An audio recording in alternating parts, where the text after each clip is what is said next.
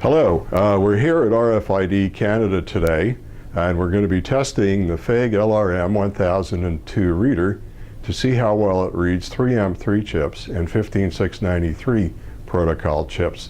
The idea is to get what the speed looks like just by eye sort of, and a little bit on the screen, so we can make an assessment of which technology to use for the chips.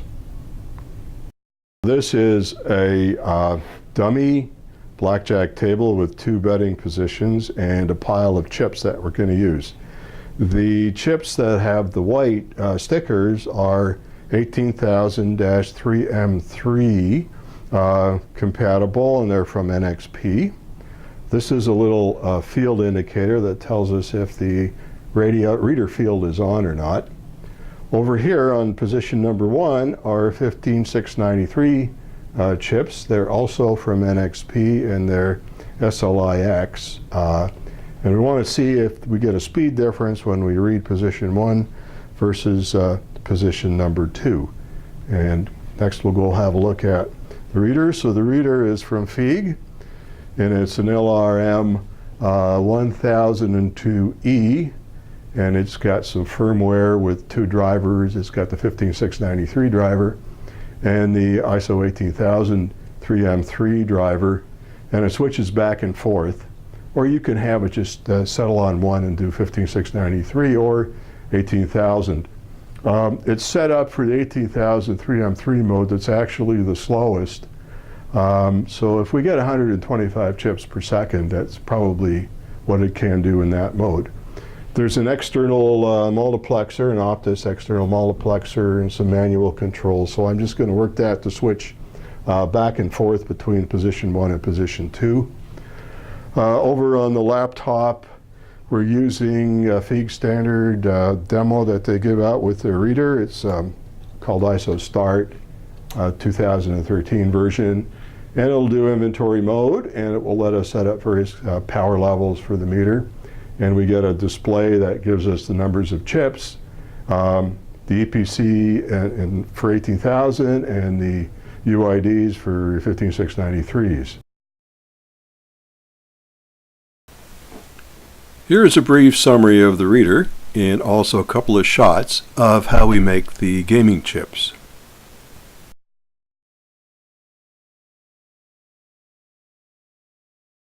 First, a word about the setup factors affecting the 3M3 inventory speed. The table shows the encoding and rate parameters set by the reader. As you can see, this is the slowest speed. With the ISO Start application, the user cannot change this selection. Next, in the inventory method, the chip will send back the entire contents of the EPC memory unless otherwise told not to do so. With a low data rate, this will slow down the process. Also, if the reader would allow the use of truncated mask, then the speed could be seen to be greater. However, using the built-in defaults, it will be seen to be faster than the 15693. So here we are on position 1, and it's 15693. We're going to get a feeling for the speed. There's 6 chips right now, and you can hear the beep rate. We'll throw in some more chips, and the beep rate slows down, and we'll put in some more chips, and we should have about 30 chips on the spot. Now the beep rate is not a true indicator because we really have to look at the timestamps of the messages coming back. So to do that, all we have to do is just come over here and halt this thing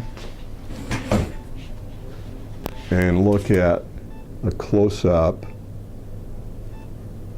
over here, and we could pick up the instruct the inventory command, and just scroll that a bit, and when the first data comes out.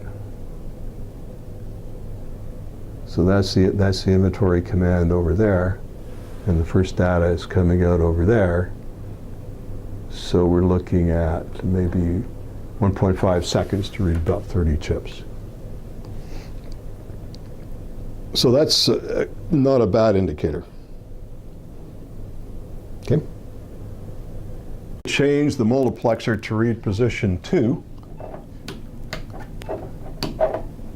And it's reading position 2. This is 18,003M3.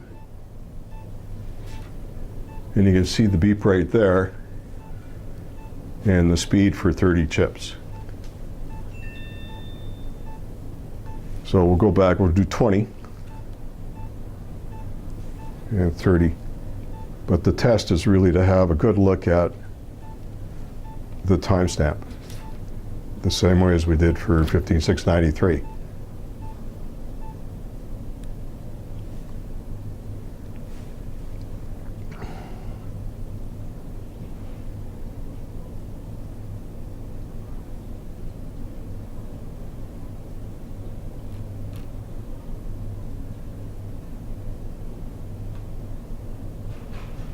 You see it?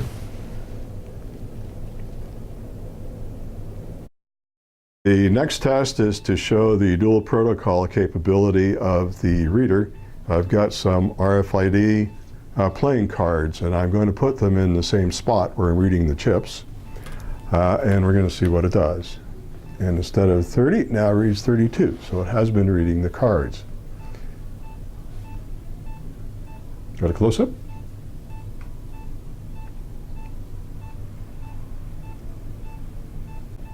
Okay, so the next test is showing how the reader can read a mixed pile of chips. So initially we're going to start with 23M3.